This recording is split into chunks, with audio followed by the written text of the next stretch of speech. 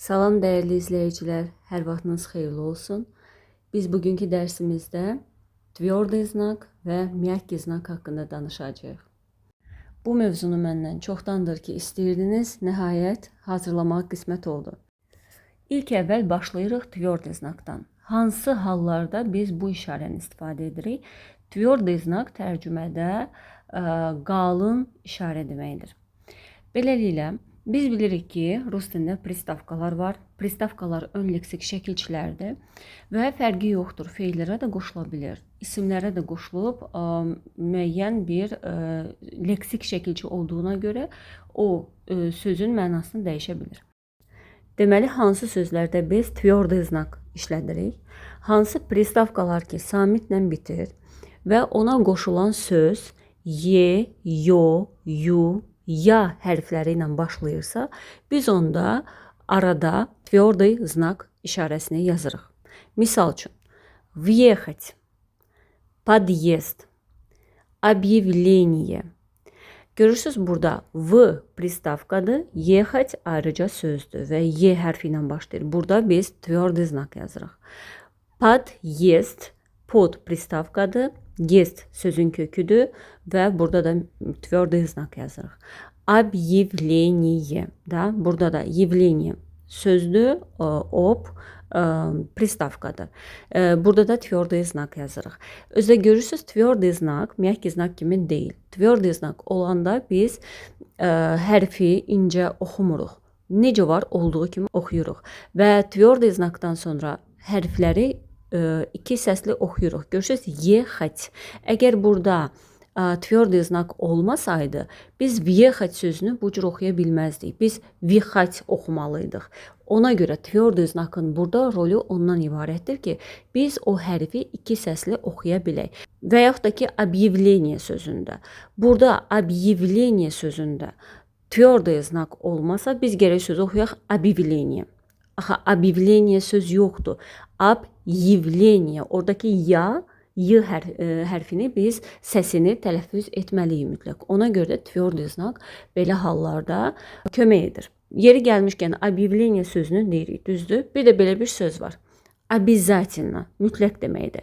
Görürsünüz, burada da обязательно deyirik. Ya hərfini ilk kimi oxuyuruq. Ümumiyyətlə, biz fonetika dərsini keçənində də əgər baxmısınızsa, ya hərfi elədir ki, ya hərfi samitdən sonra gəlirsə və onun üzərinə düşmürsə udareniya, onda biz onu i kimi oxuyuruq.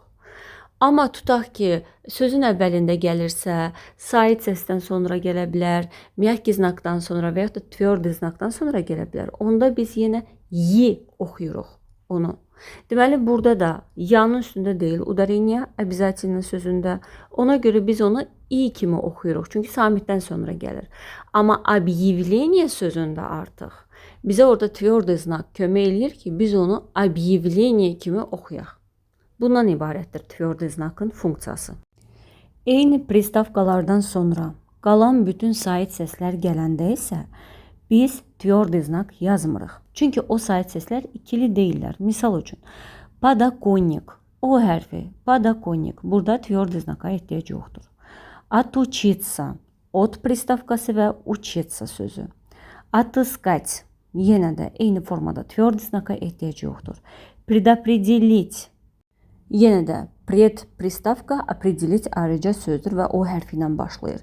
Deməli, biz hansı saitlərdən əvvəl biz yazmalıyıq? Mütləq pristavka olmalıdır və sonra söz həmin saitlərdən başlamalıdır. Yalnız ye, yo, yu, ya olmalıdır. Bir də haçan biz tverdoy znakı yazmırıq.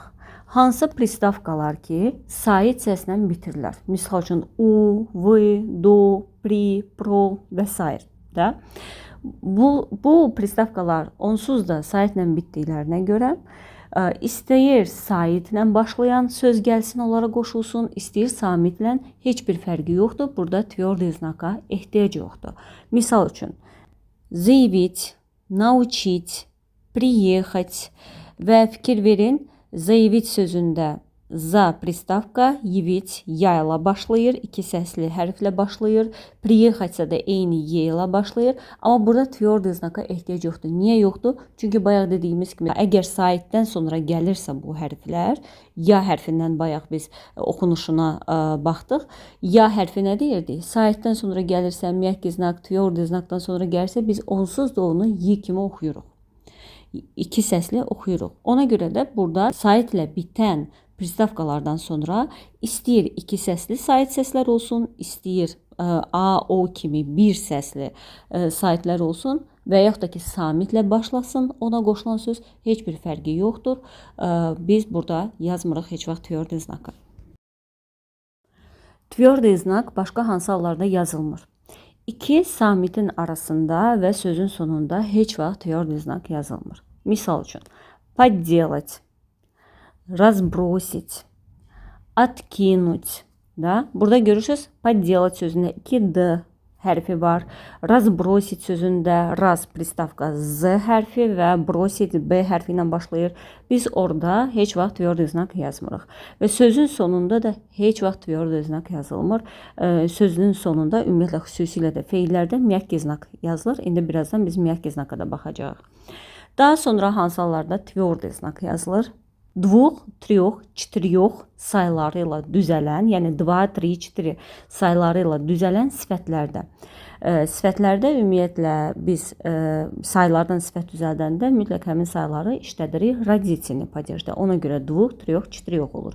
Misal üçün, двухъярусный, трехэтажный, четырехязычный. Yəni bu saylardan sonra görürsünüz, hətta burada E hərfi ilə etaj sözü E hərfi ilə başlayır.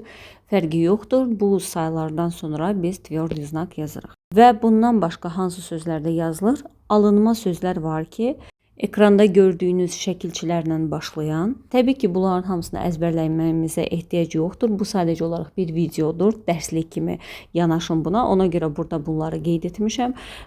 Biz heç birimiz bunu əzbərləmirik. Biz sadəcə olaraq zaman-zaman sözlərin yazılışını əzbərləyirik və biz bilirik ki, hansı sözdə tverdo znak yazılır. Yəni qaydaya tabe olmayan sözlərdən söhbət gedir. Obyekt, subyekt, inyeksiya, adjutant, ən çox işlətdiyimiz sözlər budur, alınma sözlərdən. Və bu sözlərdə biz artıq yadımıza saxlayırıq ki, tverdo znak yazılır. Yəni ehtiyac yoxdur ki, mütləq bu buradakı yazılan o şəkilçiləri yadda saxlamağa, çünki mən özüm də bunları yadda saxlamıram. Tverdo znak haqqında bu qədər. İndi isə miyakki znaka baxırıq. Miyakki znak da tərcümədə yumuşaq işarə deməkdir. Nə üçün istifadə olunur? Özündən əvvəl gələn samiti yumuşaq səsləndirmək üçün. Və miyakki znak tverdo znakdan fərqli olaraq sözün ortasında və sonunda, iki samitin arasında, samitlə saitin arasında yazıla bilir. İlk əvvəl baxaq sonda miyakki znak yazılan sözlərə. Misal üçün, sol, день, словарь. Burada sonda miyakki znak olduğuna görə gördüyünüz kimi l-nı, daha doğrusu eşitdiyiniz kimi l-nı l oxuyuruq, n-nı n oxuyuruq, r hərfini də r, yəni yumuşaq oxuyuruq. Başqa sözlərə baxaq. Misal üçün hansılarda ki sonda yoxdur miyakki znak.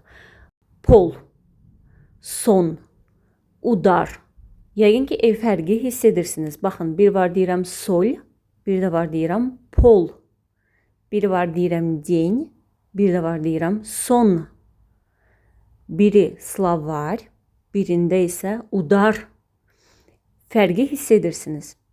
Demək ki, miyakki znak varsa, deməli mən bu samitləri yumuşaq səsləndirməliyəm. Sözün ortasında olanda necə olur? Бульон, письмо, друзья, платье. İlk iki sözə baxaq. Misal üçün, bulyon və pismo sözündə. Burada l-nı yumuşaq deyirik və s-nı yumuşaq deyirik. Əgər burada miyakki znak olmasaydı, gərək söz belə olardı. Bulon, pismo. Necə kobud səsləndiyini hiss edirsiniz. Son iki sözdə, təbii ki, biz burada друзья sözündə də z-nı əlbəttə ki, yumuşaq tələffüz edirik və yaxud da ki, платье sözündə də t-nı yumuşaq t demirik. Görürsünüz, t yumuşaq səsləndiririk. Bundan da əlavə burada iki səsli hərflər var. Ya və Y. Biz həm də miyaki znakı ona görə yazırıq ki, biz onlardan sonra, miyaki znakdan sonra yanı da və yeni də oxuya bilək, səsləndirə bilək. Misal üçün, platiye sözündə əgər miyaki znak olmasa, biz T-nı Y hərfinə görə yumşaq oxuyacaqdıq, fonetik qaydaya görə. Platiye oxuyacaqdıq. Biz amma Y deyə bilməyəcəkdik, platiye deyəcəkdik. Ona görə burada miyaki znak yazırıq ki, biz onu platiye kimi oxuyuruq. Bundan başqa bir də rus dilində qalın samitlər var. Həmişə qalın Ş, J və C hərfləridir. C hərfindən sonra adətən miyaki znak heç vaxt yazılmır. Ş və J hərfindən sonra isə yazılır. Amma buna baxmayaraq biz onları yumşaq tələffüz etmirik. Qalın tələffüz edirik. Misal üçün, mış, tuş, loş, молодежь. Heç vaxt yumşaq demirik. Misal üçün, mış demirik, mış demirik. Ş desək, onsuz da bu quyruqlu Ş hərfini bilirsiniz də, yumşaq Ş hərfini. Həmin hərf olar. Amma Ş və J hərfindən sonra miyaki znak gəlsə, biz heç vaxt onu incə şəkildə bu hərfləri tələffüz etmirik. Bundan başqa, nə vaxt hər zaman miyaki znak yazılır? Samitlə bitən, məstər formada olan feillərin sonunda həmişə miyaki znak yazılır. Misal üçün, ходить, читать, жечь, стричь, смеяться. Sonuncu feil görürsünüz, siyah hissəciyi var. Amma onunla, ümumiyyətlə, miyaki znak həmişə feillərdə siyah hissəciyindən əvvəl yazılır. Yenə də smiyat, miyaki znak və siyah yazılır. Və bundan əlavə feilləri biz ikinci şəxsin təkində işlədəndə də sonunda mütləq miyaki znak qoyulur. Misal üçün, ходить feilidir, ты ходишь. Yəni sən gedirsən və yaxud da gəzirsən. Ты читаешь, ты жжешь, ты стрижешь, ты смеешься. Yenə də siyanı biz axırda saxlayırıq. Ondan əvvəl mütləq miyaki znak qoyuruq. Bu bütün siya ilə olan, yəni bu feillərə biz qayıdış növdə feillər deyirik. Bütün bu feillərə aiddir. Və son olaraq, hansı hallarda miyaki znak yazılmır? Amma bizə yumşaq gəlir o sözün tələffüzü, amma orada miyaki znak yoxdur. Burada ekranda gördüyünüz sözün ortasında yerləşir bu hərf birləşmələri. Bu hərf birləşmələrinin arasında heç vaxt miyaki znak olmur. Xatya qulağımıza çox yumşaq gəlir tələffüzü. Baxın, misal üçün, девочка. Ç onsuz da həmişə yumşaq olan samitdir. Miyaki znak oldu, olmadı, biz onu yumşaq tələffüz edirik. Ç və K arasında miyaki znak olmaz. Və yaxud da точно. Daha sonra помощник, пончик. Bizə elə gəlir ki, n-dan sonra miyaki znak var. Amma bu birləşmədə heç vaxt n, ç yan-bayandırsa, orada heç vaxt miyaki znak olmur. Və yaxud da банщик, борщ, ранний. Bu birləşmələrdə heç vaxt miyaki znak yazmırıq. Baxmayaraq ki, qulağa bizə yumşaq səslənir. Bu qədər əziz izləyicilər, ümid edirəm ki, sizə faydalı oldu. Bilmirəm nə dərəcədə çatdıra bildim. Nəticədə bu cür xırdalıqlar öyrənəndə yorucu olur. Amma videonun əvvəlində dediyim kimi bunu çox istəmişdiniz bu mövzuda. Ümid edirəm ki, bundan sonra artıq bu barədə çətinliyiniz qalmaz. Sonda çalışma var. Müəyyən sözlər var ki, siz orada tapacaqsınız ki, miyaki znak, tverdi znak və yaxud da heç nə yazmaq lazım deyil. Biraz gözlədikdən sonra cavablar görsənəcək. Sağ olun, növbəti dərsimizdə görüşənədək.